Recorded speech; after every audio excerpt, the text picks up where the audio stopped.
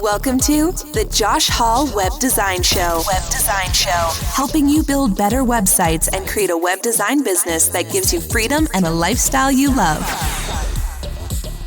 Hey friends, welcome into the podcast. This is episode 119.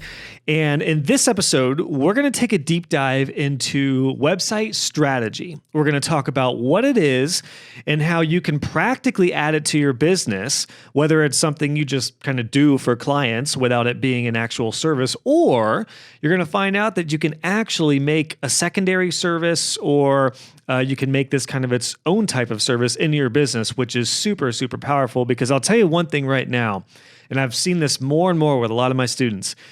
If you build awesome websites, great.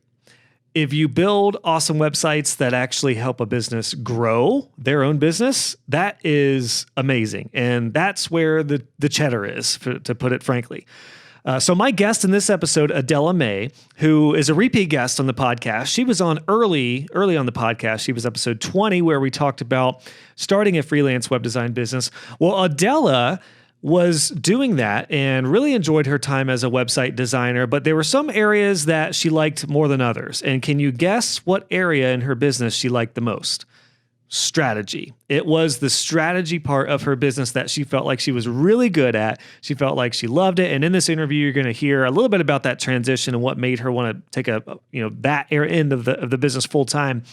But in this episode, we get to unlock what website strategy is and how Adela learned to become a full bona fide website strategist. So she does websites still, but that's just a part of what she does, which is really interesting. And I love this in web design, because web design is an industry where you can pick and choose what you like to do, and you can focus on that, and you can make a great six-figure income by focusing on what you love to do, which is, it's just awesome. So I'm really excited about this. If you don't have any interest in becoming a web strategist, that's fine too. This isn't what this episode is about. You will be able to take a lot of the tips that we go over and implement them into your website designs, because whether you like it or not, and whether you know it or not, every website design is either doing it in a good way or a bad way using strategy. So if you just build a website and don't think about the user experience and everything, you're going to have a bad strategy in place. But if you think about that, and you think about your clients, customers, and how their journey should be on the website, that's where you really make a big impact. And it's all to do with website strategy, which is what we're going to dive in here. So super excited about this. Now, when you are starting your business and you want to implement something like this, but you're still doing websites, one of the best things you can do is to firm up and speed up your actual website designs. That way you can focus on more strategy without getting bogged down in the actual process. And if you feel like your web design process is just a scattered, cluttered mess that's extremely time consuming, I want to help you out with that. I have my web design process course that is open right now and ready for you. It's a fairly quick course. You can finish it very quickly, and you're going to see the results that you will get immediately from the course will help you not only plan, but build and launch your site so you can focus on the strategy, whether the planning phase, or as you'll find out in this episode, you can actually offer strategy moving forward on different phases. So super, super excited about this one. Here's Adela. We're going to talk about website strategy and how you can get to know what it is, and more importantly, how you can implement it into your business. Let's have some fun. Adela, welcome back onto the podcast. Great to have you again, my dear. Great to be here again, Josh. Thank you. So it's interesting. You were an early guest on the podcast. I think your episode was 21, if I remember, and we talked about freelance because you did a great job at really building your freelance web design business. But this is a different type of episode because you have pivoted. You have a business name change. You pivoted, what you do exactly. And I'm going to ask you about that because you are a digital strategist now, and I'm excited to dive into that, what it means and the ins and outs of that. And first and foremost, it's one reason I love web design. And I know you and I have talked about this because you can kind of pick your lane. You can choose what you're good at and what you really enjoy and really run with that. So I'm excited to dive into that today. Do you want to let everybody know before we dive in where you're based out of? And I would like to know, Adela, since digital strategy it's almost confusing to me still. If somebody asked you what you do, what do you tell them? Right. Well, that's the $1 million question. So I'm in the UK. I'm in the Southwest, and what is a digital strategist is a similar question to what is a brand strategist, what is a business consultant. It really depends, and there are so many different answers because it all depends on your own skills, your own background, where you've come from. But the easiest thing I found so far to describe it is digital strategy supports business strategy, so how a business reaches its goals. So there's some financial strategy in there. It also supports brand strategy, which is, how you're presenting your business, your brand to your customers. And then it supports your marketing strategy. And then you can kind of just drill down until you get into your tactics of, email marketing, social media marketing. So the digital strategy is more overarching. Imagine you're at the top of the rainforest canopy and you've got everything going on below, and you're taking this outsider's view into someone else's business, into their brand, into their customer base, into their audience. And you're kind of mirroring for them, because we can get, people have described it before as you're kind of looking at the label on the bottle when the client is in the bottle, or you can't see the wood for the trees because you're kind of, you're lost in your own jungle. So that's really the gift of it, is to be able to be an outsider and offer this different perspective.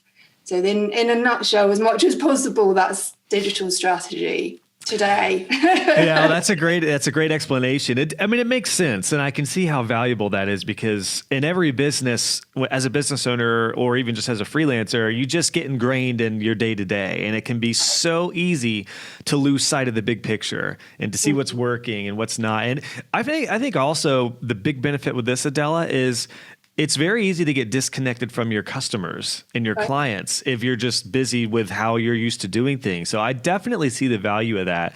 And the question of when somebody asks you what you do you just kind of frame it differently depending on the room that you're in? If it's a web designer, do you frame it differently than somebody who's in social media or who doesn't know the web world at all?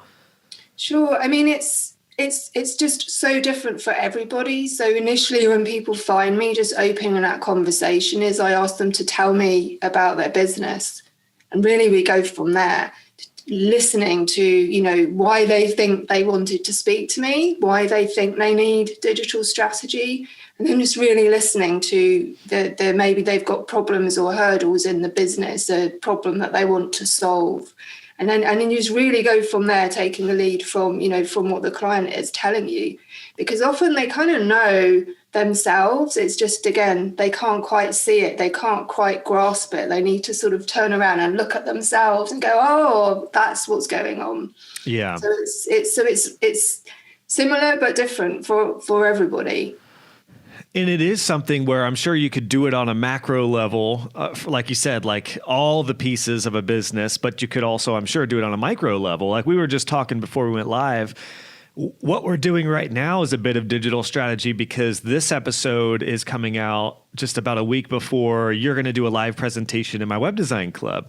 And that was crafted very carefully. Like we wanted to kind of, you're going to dive into much more detail visually in the club for that training presentation, but we can at least scratch the surface here on the podcast and get a lot of good details out to everybody. So I love that. I think it's really cool. It's just a practical example of digital strategy. I was trying to think of another one as well. I think even for me personally, one strategy I realized that didn't come from my mind, but came from my students, was people were asking when I had my whole suite of courses done, if they could buy all of them together in a bundle. And it was like, ding, light bulb went off. It was like, why haven't I thought about, putting a bundle together with a discount for all my courses, which I do have. So I think that's another practical example of digital strategy. I think we've kind of scratch the surface on why, but I do want to ask that question directly to you, Adela. Why is this important? Like, why is it worth investing in for a business? Well, for me, strategy comes before everything else. Like without strategy, we're kind of just floundering around like a fish out of water. And, I can even remember being at school, being told you kind of have to know what you want to do when you grow up, and thinking, I'll just wing it. But actually, probably when I hit about 30, I was thinking, hang on a minute. I think I'm winging it. I don't think I'm going anywhere. I literally was focusing my attention on different businesses, different things I wanted to do, and I actually wasn't getting anywhere. And financially, actually, I wasn't getting anywhere because everything was scattered. I had no strategy whatsoever. So you can apply strategy to the first thing you do in the morning. For me, wake up, get that cup of coffee. That's strategy. It has a purpose. So you can actually see your whole life, as a strategic operation. When it applies to business, the real importance of strategy is knowing why you're doing what you're doing. So for your audience as mainly web designers, well, why are you doing what you're doing? When you're working with a client, okay, you're building them a website is what you're doing. Why are you doing it? Why does the client need the website? And then you start really drilling down into the deeper understanding of what you're doing, the purpose, not just of the website, the purpose of the business. Yeah. So that's when you can start seeing web design actually, and I think most web designers do incorporate elements of digital strategy and brand strategy without really realizing it's actually kind of an additional separate thing that, from my experience, most web designers aren't actually charging for. That's the key. That's what I was just going to say. Unintentionally, most web designers are doing so much free strategy work for clients because inevitably they're going to ask, can you set up MailChimp or ConvertKit or something? Or can you help me set up my Facebook or my Instagram and do some social media or whatever it is? You end up putting your marketing and copywriting hat, and copywriting words on a website is 100% strategy. Would you say that's probably one of the clearest looks at the points of strategy, because words are everything with directing a journey? Absolutely. And that's why, so my main service right now is digital strategy, but there is still sub-services, if you like, I will still offer after we've done our initial work together, and messaging, the copywriting is one of them, because it's so important. Your brand voice, how you're heard, how you're seen. So yeah, it's definitely all part of the overall strategy, if you like. Yeah, how do you go about it when those first couple meetings with leads or those interests when they come through? How do you start the conversation to digital strategy? Sure. So it's always tell me about your business, and then wait, and then listen. And the trick is really to pause and let them really start thinking, because I think most people aren't expecting that. We're used to people talking at us and pitching to us and trying to sell something to them. But as soon as you kind of take that other approach, you will tell me what's on your mind, tell me what's going on in your business. It kind of opens up this space for them to think and go, oh, someone's going to actually listen to me. There's the best sales tip advice ever right there. Just listen and let your client voice their problems. And then that also provides all the solutions that you can start thinking up as well. And I'm sure that's where you come in, right? You can decide whether to take, one approach on a macro level, like doing website, email, social and everything, or just one. Like that was another question I was curious about. How do you know, do you just determine what the biggest problems are as far as whether you want to hone in on a certain thing or do it all at once? Is that kind of how that works? It's so varied, but to give you a common conversation, if you like, is people, we're given so much information on social media, how to do things, what you should do, what you shouldn't do, growing a list, building a funnel, all of these things. Most people, when we start talking, are just completely confused. They think they have to do targeted advertising if they want to achieve X, Y, Z. They think they have to build an Instagram following. And really, it's navigating through all the things that kind of aren't true for them and finding the things that are true for them. And really, the art of it is just deciding what not to do. People want to do everything because they think they have to do everything. It becomes overwhelming. They get very, when people get very heady and stuck in the mind, you can tell they're like, but what about this? And I want to do that. And I want to find my avatar. And it's like, you got to calm down because you don't know what you're talking about anymore. You've got so completely confused because of all this conflicting information. So really a lot of what I'm helping is people get clarity and just navigate through, okay, let's just put that on the shelf for now. Put this on the shelf. Look at your situation. Where are you with your business? What are you trying to achieve? So people tend to want to jump into something so detailed, like how many times should I post on Instagram? And, in a week, I had someone send me this huge list of questions. And what about how many videos, how many seconds should the video be? And and I was like, whoa, you have to just stop for a minute, really take a step back. And this is where strategy really comes in, is who are you? What is your business? Why are you here? What service are you being? Who are your customers? And it's kind of like reel it back in, sit back down on the couch and really get those foundational things, which is connected in with brand strategy. Get those things. Then from that place, you think, okay, now where are your customers likely to play? Where are they hanging out? Because if they're not on Instagram, don't start putting energy into building an Instagram following for that reason. Maybe for another reason, but not for that one. That is so valuable, Adela. And it is interesting in the case of social media and the different platforms, because one thing that I've found is I always felt like my audience wasn't on Instagram. And then I realized more recently, and this was based off an interview that I think will be released before this with a social media guy. But he even said it. He called me out on that and said, everyone is still on Instagram, but their behavior might be different. So somebody on Facebook, their behavior is way different than it is on Instagram and on LinkedIn or the different platforms. So that strategy can come into play, I'm sure, with how you craft your content. And it is really, really important. I want to back you up on that. No matter what the business is, you do have to think about the whole business and your customers and their journey as a whole, because I do find that people tend to just dive into the little things, particularly when it comes to marketing and social media. And you just hit the nail on the head. They might not need to at all. Like they might be wasting money, or it might not just be worthwhile. Like as far as digital strategy for me, and another practical example, I realized my two most powerful channels were my YouTube channel and my podcast. And they serve quite different audiences. I mean, some of the audiences is the same, but podcasting is what I'm devoting most of my time to as far as marketing, because it's suits me well. It's brought the most amazing people and incredible students into my courses. YouTube is something I'm going to continue to kind of reinvigorate, and I will do more tutorials and stuff like that. But it just, I built such a catalog of videos that kind of served its purpose for a while, and they're still, bringing a lot of traffic in, but I haven't been able to really do both. And I do occasionally get on Facebook, but I'm not on Instagram. I'm not on LinkedIn. I'm not on TikTok or anything else. And I do sometimes get the urge and the temptation to be like, should I be on everything? But then I realize, you know what?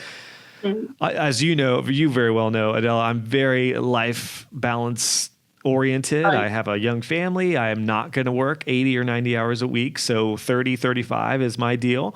So if I really devote a lot of time to Instagram and some of these other channels, what else is going to lack because I'm devoting more time to that? Would you say that's something that's worthwhile thinking about too? Like you have 100% of your time and your energy. You just have to choose like what are the most important things to focus on. Right, for sure. I mean, I'm a big believer that like you can't be everything for everyone, everywhere, all of the time. I mean, you just can't. And trying to do that is literally going to lead to, burnout, overwhelm, failure. So the biggest thing for me about strategy is decision making. So taking everything into account, maybe looking at a client's, their website, their social media, or if they have any social media, and just deciding, depending on lots of different circumstances. So it could be their budget, their time, the size of their business. It can be all different kinds of things. And really just narrowing it down and being very clear and very decisive. What do you want to achieve? Where are we going to do it? How are we going to do it? Let everything else go.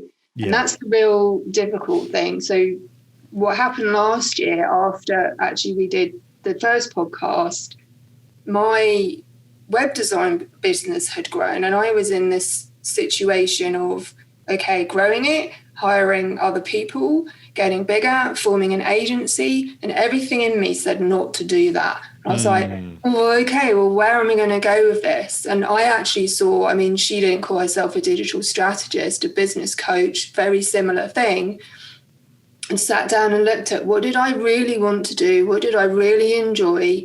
What kind of person, what do I really have to offer other people? What am I the best at? What do I enjoy? What really gets me fired up? And it was all the brand strategy and digital strategy. And at the end of that meeting, it was only a 2-hour meeting with her, I'd made the decision, drop every single other service apart from the digital strategy. And I know you've seen my process in the community.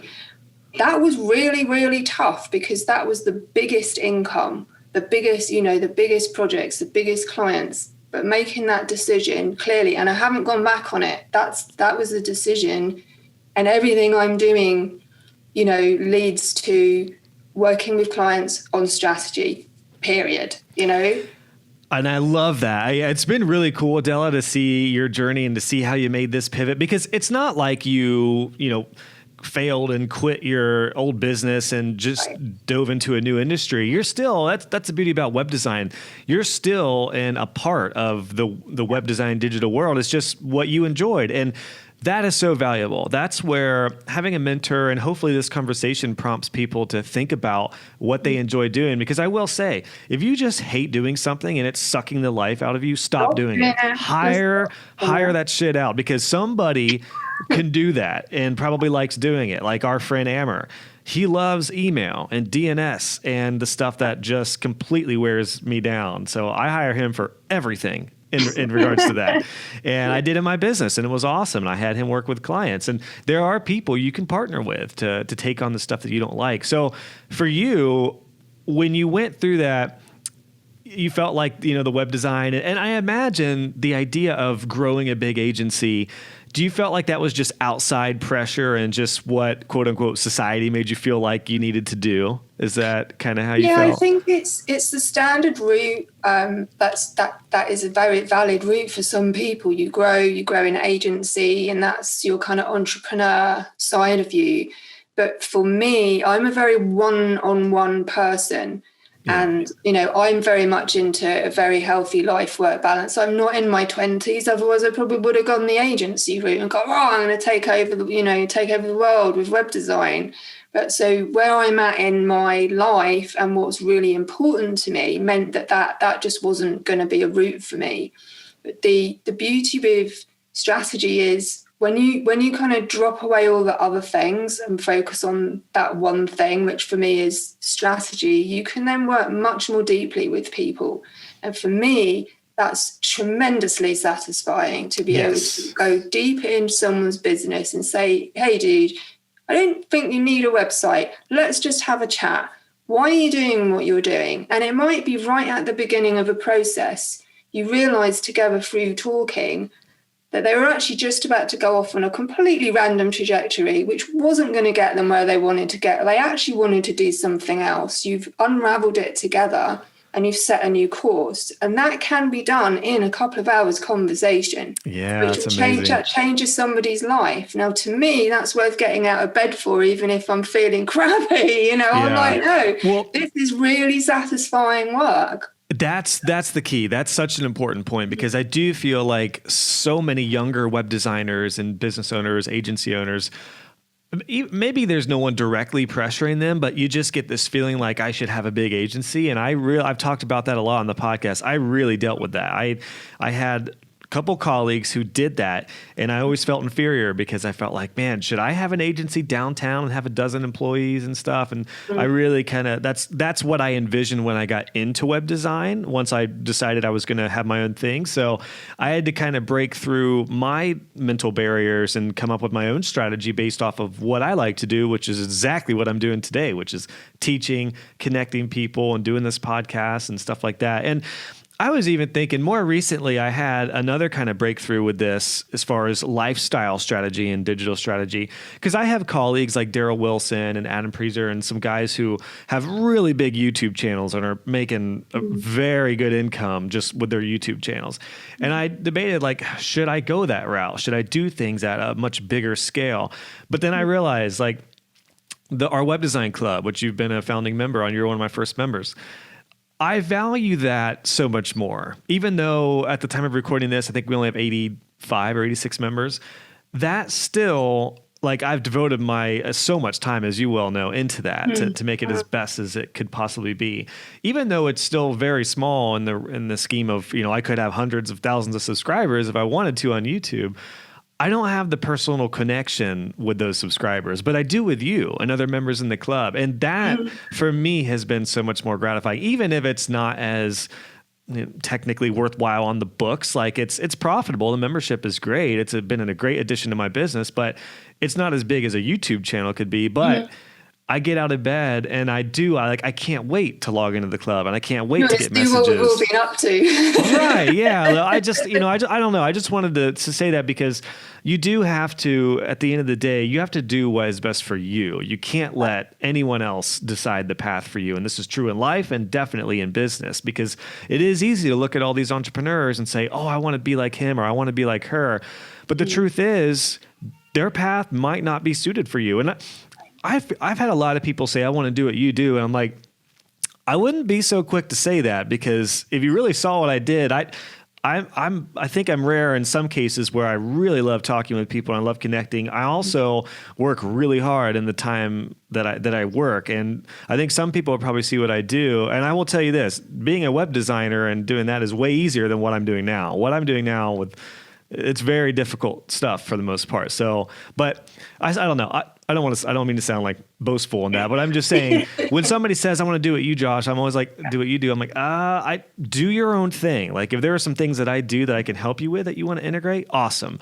But is that a part of digital strategy as well? Like you did kind of hit it in the beginning. You probably have to see like, what do you take in? You do have to be careful what you take in and to decide what to roll with depending on the client, right? I'm sure. Is there like a personality aspect to this to where you see, is this person going to be good on a bunch of social media channels or are they going to be suited for one? Is that part of this? Well, lots of questions there, Josh. They're all great. Sorry, that was like 8 questions at once. I mean, I think just touching on something, because it was so important, is this idea of not comparing yourself to others. And not, because just before we got on the call, I said to you, I'd hit a block yesterday because I'm really interested in what other brand strategists are doing. And there are people that really inspire me. And then it completely floored me, like what we were going to talk about, because I forgot who I was. And I was like, well, I don't even know what I'm doing anymore, because I've been, really watching videos and podcasts because, I just really love it. I love seeing what other people do. So one of my, my tips is always do things your way. It's really great to research what other people are doing, of course, for inspiration, to see what's going on in the marketplace. Absolutely. But it's about what you really want to do, what you want to bring forward. What my business model is very different to other people's. Your business model is quite unique as well. The membership, podcasts, etc. Your buffet of what you do. It's very unique to you. And that's so important to remember that, because we need to enjoy what we're doing. We also need to be good at what we're doing. And I think there is a connection. You enjoy what you're good at and you're good at what you enjoy. And it helps you just be authentic and offer, the services I offer, the services you offer. Comparing to others can just really be quite debilitating, especially when the people who kind of really inspire me, they've been around a long time. They're 20 or 30 years ahead of me. Don't compare. Yeah. There's no catching up. And it is the danger of entrepreneurship when it comes to numbers, because you and I are very similar to where we would rather work with 10 people and have a really deep relationship with those 10 people. I think I can say that. I see you're nodding your head. We would much rather that rather than have 100,000 subscribers that we have no personal connection with. I mean, that's cool on some level, but especially now in life, I've kind of realized to look past the surfacey numbers and the quote unquote like college entrepreneurs I see that are all gung ho about growing a huge brand, like we talked about with the agencies. But then I kind of wonder, I'm be curious to track some of those journeys to see once they get into their 30s and 40s, like how are they, even if they did really well monetarily, is it satisfying? Like, is it really, something that is is worthwhile getting out of bed and loving what they do every day. And I think that's where, I mean, again, some people are wired like that, and that's great. But for those of us who like more of the personal, deep relationships, there is such value in that. And it goes back to digital strategy. Like what are you going to focus on? How do you want to build your channels? What do you want to do with all that? I do want to kind of re-ask the question about the personality type thing, because personality types, some people gravitate towards certain mediums, different types of content. Some people like to just put their head down and work. Some people are also really, risk adverse, or they're like my wife, for example. She's a checklist gal. Give her a checklist and that's like her favorite thing in the world. That's not my style. So do you look at personality types as well when you determine strategy? Sure. No, absolutely. But even before that is when I'm choosing if I want to work with someone or not, it's all based on personality. Skills, yes, of course. Okay. Like, I'm not saying I'm a brain surgeon, but I've, never held a scalpel in my hand before. But it's all based on personality, because it's to do with connection. It's all to do with connection, human connection, communication. And then as you're engaging with people, that's when the insights and the ideas and the strategy actually come. So I'm not sitting in isolation just writing some strategy document that I'm going to send over. It's all done through, in an interactive way, because as I'm sure you've seen this with, your coaching style, when you're asking people questions, they can start to give you information that maybe they didn't know was there. And then between you start opening things up. And I've seen this on your podcast, the conversation was here and then it goes over here and it turns into something that you had no idea that was going to come out. Yeah, it's been tricky because I've had to rename some podcast episodes because I'm like, we didn't even end up talking about the title. Right. And that's just allowing, for me, that's kind of allowing that more intuitive, insightful flow that I think, words have a need to express themselves, and it comes out. Maybe when you're walking on your own, talking to yourself, maybe, but generally when you're talking with another person, things come out and you're like, it's that creativity that sparked. So do you, how did, like, in the very first touch where somebody is either filling out a contact form or whatever, can you get a feel for their personality via email, or do you do an onboarding call? When do you decide whether, and how quickly can you tell whether this is somebody you want to, because you could have an hour and a half consultation with somebody, and then if you knew right away that you didn't want to work with them, you don't want to waste an hour and a half, I'm sure. Sure. I mean, I'm very transparent. I'm a real intuitive with my work. So I'm very good at discerning energies, personalities of people. So generally speaking, from an initial email, I know straight away if it's going to go anywhere or not. Excuse me. And it's just being confident to just say, this isn't going to be a good fit. I'm not going to explore it. And that's from experience of, beginning. I was just listening to something earlier, like reminding myself, not everything is a hot lead. And when you kind of start, you think, it's an email, and you put all your energy and maybe an hour on a call and it goes nowhere. So time and experience is like, no, I know what that is.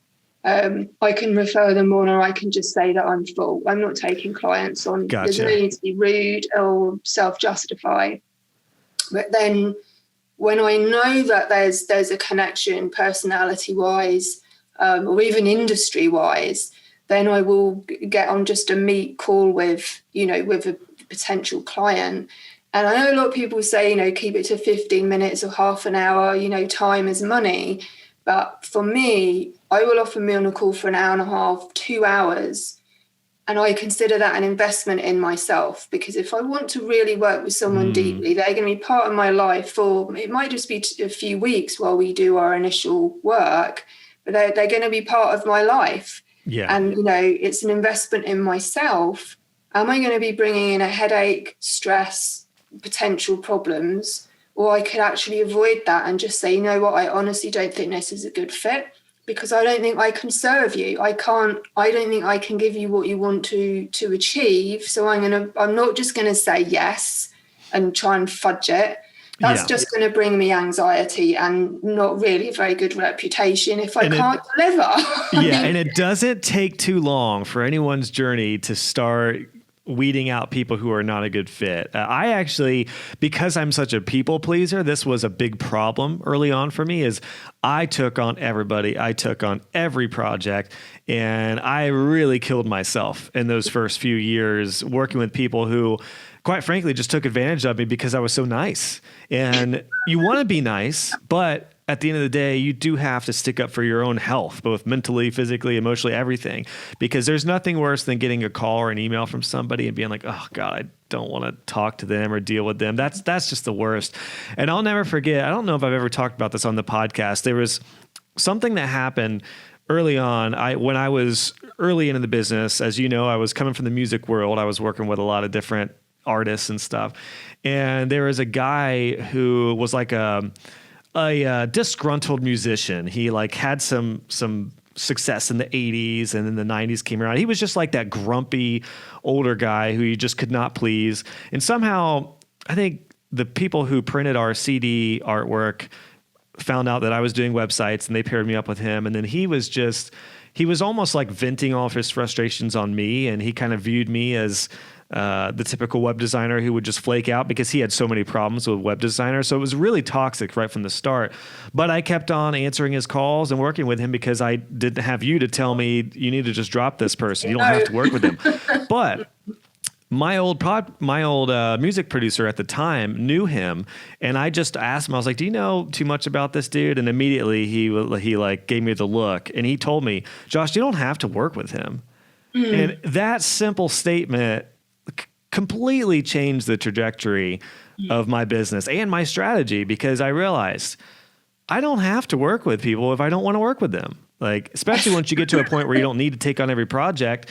And there are ways to funnel, and we'll talk more about that in the podcast coming up here with funneling and weeding out. But that was such a light bulb moment for me. I don't have to work with them.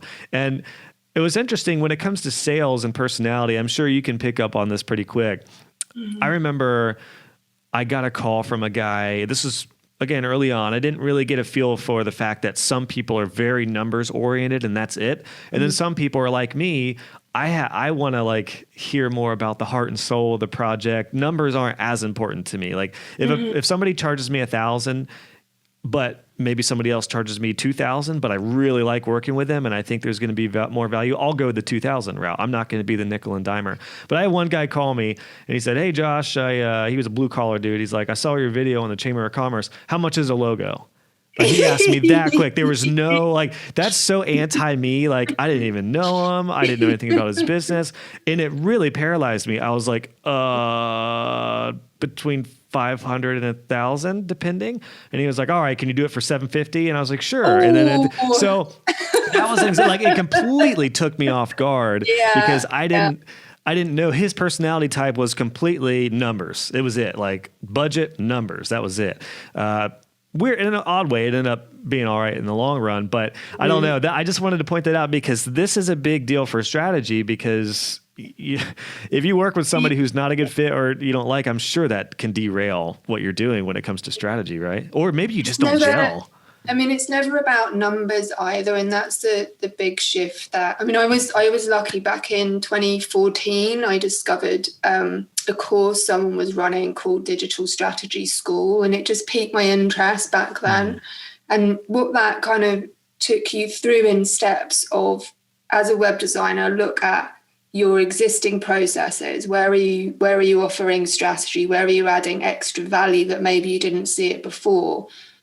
So over time, I was able to just start fleshing those things out and then building them up. And then initially there'd be a bigger discovery session where I knew what I was doing with strategy. It wasn't just I think I just did strategy. It was like intentionally, I know what I'm doing.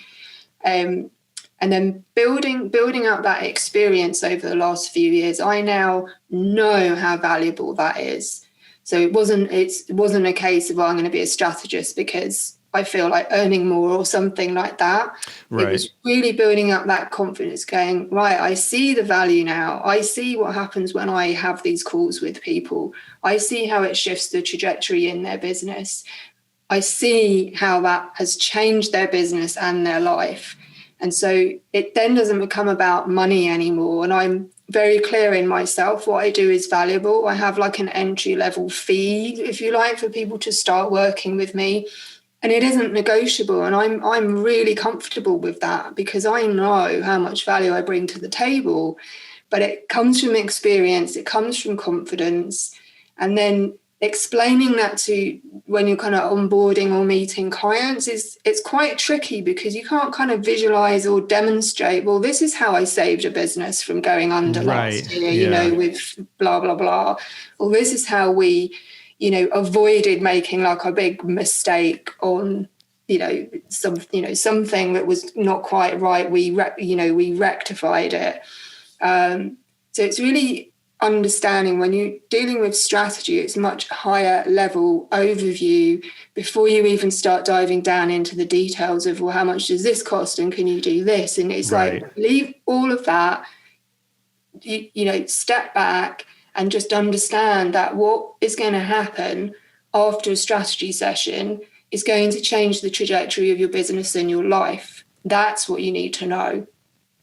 So if you're not in a mindset of how important brand is, then you're probably going to be well, I've got $2,000 to do a thing. I'd say, well, go run some ads. That's fine. I can recommend you someone who specializes in that, but that's not what I'm going to be able to help with. Well, perfect segue, Adela, because I did want to ask you about some practical examples of how you've helped businesses through this. You told me about one that was really timely because of COVID, and that was so interesting. And I think that's probably where digital strategy now is more important than ever because we're still figuring out how to do things differently no matter what industry it is. So can you explain that? Well, we talked a little while ago, but do you want to bring that up on how you helped that business kind of pivot during COVID, which I found to be fascinating? So this was probably beginning of last year. So we had a session, the client I've worked with for a few years, and we had to really just kind of get serious with some options because they work in the travel industry. 100% of their income came from running eco tours. So you've seen like the people who go abroad to help with sea turtle conservation or something like that. So quite high-end conservation tour holidays. So we looked, you know, very kind of coldly at all the options. It was right, does the business close? Does the business bankrupt? Do we look for funding? Do we get a bank loan? And I've got their permission to talk about this, by the way. Oh, awesome. I did check with them. Do we look for, do we sell shares? Do we look for patronage? Do we fundraise? I mean, we looked at all of these things. And as we're going through, it was like, no, doesn't feel right. No, doesn't feel right. Keep going. And then something just came in and I said, well, hold on a minute. The trips are impacted by travel restrictions, but the travel restrictions only apply to holidays. There must be other areas because the world has to continue functioning. The world can't just come to a halt. What are the areas where travel will still be allowed? And it was in the research and education sector. And I said, right, well, what happens if you slightly change your services so they're not holidays, they're research expeditions? We're not looking for holidaymakers, we're looking for students, postgraduate students who have to collect fieldwork for their dissertations. Travel is allowed. And then it was just this, that's it. And literally in that moment, decision made, all the messaging on the website, social media, the scheduling, the whole cascade, I'm sure you can hear, it was like, dum, dum, dum, Sure. dum, dum, dum, dum. Right, this is what we're going for, and we're doing it 100% with gusto, not negotiable. That's what we're doing. And afterwards it was like, whew, how did that, happen? So literally within a couple of hours, it looked like, well, are we going to, you want to bankrupt the business? Right. Oh, look, Right. And what's really interesting is they'd actually, right at the beginning, got a brand identity designer on board.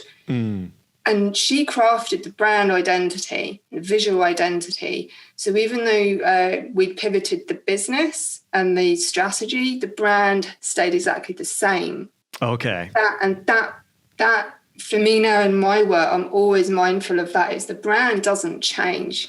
Your business trajectory might, your services and products might, your brand will never change. Yeah. So that's a great point. Yeah. So it wasn't a massive rebrand. It didn't cost anything. It was literally, we're shifting our target audience. We actually tripled the price of the trips because it's a bigger thing. And then suddenly, like, the path was really clear what we needed to do. And they are actually so far doing the best they've done since they set up, which was 5 or 6 years ago. Yeah. So that kind of, it almost like kicked something into motion to go, this isn't working for whatever reason, let's make it work. So yeah, so today, I mean, that was just amazing for everyone. And people are like, how did you do that? Because we have other friends in the travel industry who paused all their trips. They've just paused and gone to do something else. And they're like, and you're still like going? Like, yeah, they're still going. Proactive versus reactive, and it really does come all back to strategy that's such a great success story and a case study, Adela. I love that. I can't wait to see that fleshed out on your website, because I think that is potentially the best look at how digital strategy works when it comes to pivoting, at least. I mean, obviously, like we said, digital strategy could be planning things out for a new business, or keying in on your demographic, or deciding what channels you want to roll with. But in that case, how valuable is that? Because their competitors, I'm sure a lot of them either went out of business or their income is frozen or whatever it is. But you help them pivot, saw an opportunity, and it really all comes down to strategy. And hats off to them for being open to that and for talking with you. And thank goodness they had you in their corner. Like, that is so valuable. I just love that. I think that's so cool. I think another valuable point there too, that I'm sure a lot of businesses are fearful of, is the idea of having to rebrand if they change their direction. But you said it, you don't have to. And I would say, unless it's an established brand that does a certain thing, you can absolutely, if it's a typical small business, who cares? You can just do something else. Or maybe you still have that service available, but your primary focus is on something else. That's genius. I brought him up on the podcast a couple times recently, but our friend John, who's also in the Web Design Club with Graphic Kitchen, his business got hit really hard because he was doing all print design and graphic design during COVID.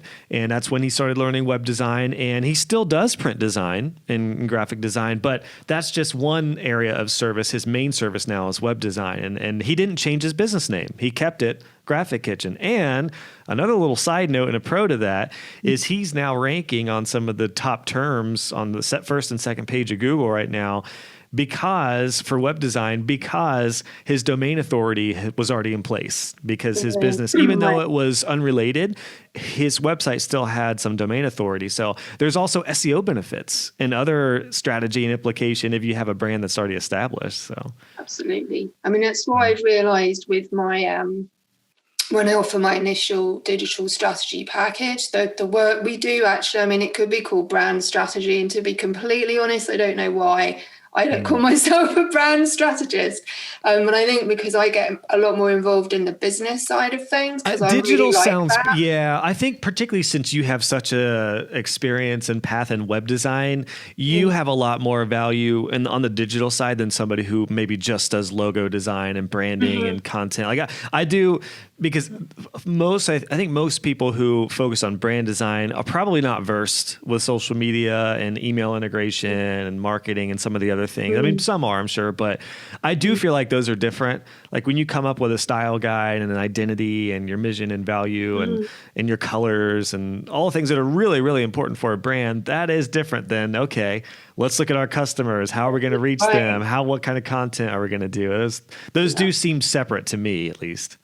Yeah, for sure. I mean, I think the digital also, I mean, again, I'm sure every digital strategist would encompass different elements. But for me, I mean, recently this year, I've been working with a lot of web designers. I mean, that's obvious because it's a field I've been in. It's a field I'm still in. So for me to help with strategy for those types of businesses it's a no-brainer. It's natural. Sure. So with those clients, they're going to get even more value working with me because they already know the industry. Is the website aspect still a part of what you offer, or is that just one thing that you do? And are you quicker to hire that kind of stuff out now, Adela, as far as actually the web design portion? It hasn't happened yet, to be honest. I would still I still would improve sites and work on sites. Whether I would take on a whole new build or not would have to depend on the client. I think right. I don't have any clients in the UK, but if I had a local client, I might be inclined to take it on because I can then physically work with them in a very different way. If it was something I really was passionate about, I would do that. Otherwise, I would probably pass that on to a web design agency or web designer that I know. Most likely someone from the club, because there's a lot of great designers in there. So it's not, I haven't ruled it out 100%, but I am setting my intention to focus more on the strategy because that's where I can add more value. That's, with my experience, my intuition, with what I know, with what I've seen I've achieved for other people. If I have a certain amount of hours in a week to work, that's where I should be putting my time. Sure. So I'm a real big believer, like the deeper that you work with people, the better work they can do. And I'm all up for positive planetary change. If it's wildlife conservation or you're doing something good in the world, you're doing something to be of service, the more I can help people like that, the more they can help people like that. So I can have much more impact by being strategic with who I'm working with. Right. Well, speaking of you, I have one question, the more of a detailed question I want to end off on, but I do want to find out, speaking of you, where would you like people to go to check you out and potentially connect with you? Because you're a great partner for a lot of folks in the club and a lot of my other colleagues. Yeah. Where would you like people to go to check you out here, Adela? Mainly my website, which is jackdoordigital.com. And I am also on Instagram at jackdoordigital. And so this is a point I'd like to make, which I laugh at myself. I've managed people's social media for years, literally thousands of posts that I do still do content marketing. And I just went on Instagram last month as it's a very authentic experiment because I've worked on referrals. Like we talked about this last year. Since the beginning, I've worked on referrals. So it's my experiment to see, can I grow an Instagram following absolutely, authentically, genuinely, my brand. So I have 29 followers. I would love people to follow me on Instagram, boost my following. There you go. But so no, I am on Instagram because I'm actually embracing it as a platform. I see how effective it is. I really enjoy being on it and using it. Josh, I would love to see you on there. I mean, I just have I just do personal stuff. I'm considering it. I'm definitely considering, especially now that I'm more into, being a course creator now and an authority and a community builder. There's a little more leverage. Like my clients, if I was on Instagram and I was like, working on a website with my, peace sign up in the air, I don't think clients would have cared about that as much. But, now there's actually more opportunity for showing off a work-life balance and stuff like that. So I am considering it. You have a different brand presence now, like, because the style of work that you're doing. So you are becoming more of an influencer. Yeah, that's true. Yeah, I have recognized that. It's kind of weird, but yeah, that's a good point. It leads me to the final question I was really curious about, and we will link your website and Instagram, of course, in the show notes. We'll get you some more followers. I'm following you, so I'm one of the 29. I am joking about the following, but that is where you can follow me. I do check it. Well, I'm curious how your strategy for getting clients has changed from being in web design to digital strategy. Because like you said, you don't have too many local clients. How has your strategy changed? Are you working with the network that you had already built up? Are there other forums and channels that you're into? Is it the professional network through the organizations you've been in? Where are some of these digital strategy clients coming from? So my personal strategy, if you like, the top of the list is networking. And that's not networking in terms of like kind of trying to hit new clients in by, annoyingly posting on their LinkedIn wall or something like that. It's more like peer-to-peer networking. So I do go on LinkedIn. I am in closed forums, including your club, and just being of service, connecting with peers. Excuse me. Because generally speaking, it's not those people that are necessarily going to want to hire me, but they may have clients who may need my services. So for me, it's a really genuine, authentic way of just connecting with people. I'm not trying to hook them. I'm not trying to sell them. I'm not trying to pitch them. I'm literally just connecting, being interested genuinely in what they're doing. Otherwise, I don't do it. That's just too disingenuous for me. Yeah. And then just building a network like that, and then it will come to mine. And this happens from my side when people contact me and they need something I don't offer. I will know someone in my network that I will feel comfortable referring them to. So I guess, so that referral network is super important, especially when you're talking about business strategy, higher level strategy. You want to be really talking to other business owners, not so much the sort of real startup freelancers or the people that I would have worked with a few years ago. It's not really those kinds of people anymore. It's people with established businesses who may or may not have a brand strategy, but they know something needs working. They know someone needs to come in and help. So they're looking for someone like me to do that. Yeah. Well, and I'm excited to see how the strategy will kind of grow and evolve for you, as now that you're really experienced in this arena. I'm sure you're going to continue to grow your Instagram and some other channels to be more of an authority as a digital strategist. So I'm excited to see how this, continues to evolve for you too, Adela. So I'm so excited for you. Thank you so much for opening up about what you've learned in digital strategy. I think this was super valuable, even just on a practical level. I think one thing I got from this is just to think, just to look at your business and maybe step outside of your routine and just think about the business and look at it from a different set of eyes, or just talk with somebody. Obviously, you are somebody I'm going to recommend that somebody reach out to do even, I don't know if you're open for consultations or whatever that looks like. I mean, there's so much value in getting another brain and another set of eyes looking at your business, because it really can shed some light. And that example that you helped that business pivot and stay more profitable than ever while all their competitors are sitting there, that's so amazing. And what a great example of strategy and the importance of it. So I'm so pumped for you, Adela. I can tell that you're just full of life and you love what you do. So it's been really, really cool to see. Hopefully you're not tinkering around with CSS as much as you used to. You're working on the stuff you love to do. And I think it's great. I gave up. I worked out that my strengths were not in CSS. Yeah. Yep. Stay in your lane. That's all. That go. That's what it's about. Yeah. Well, thanks so much for coming on, Adela. I'm sure this won't be the last time. Thank you, Josh. You take care. You too.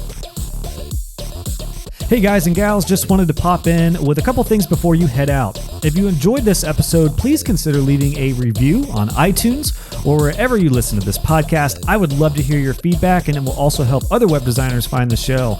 Be sure to check out the show notes for this episode. Just go to joshhall.co, click on podcasts, and search this episode number, and you'll find all the links, descriptions, and resources we talked about. And if you haven't already, make sure you subscribe, and you'll be notified when the next episode is live. Thanks again for tuning in, and I'll catch you guys on the next episode.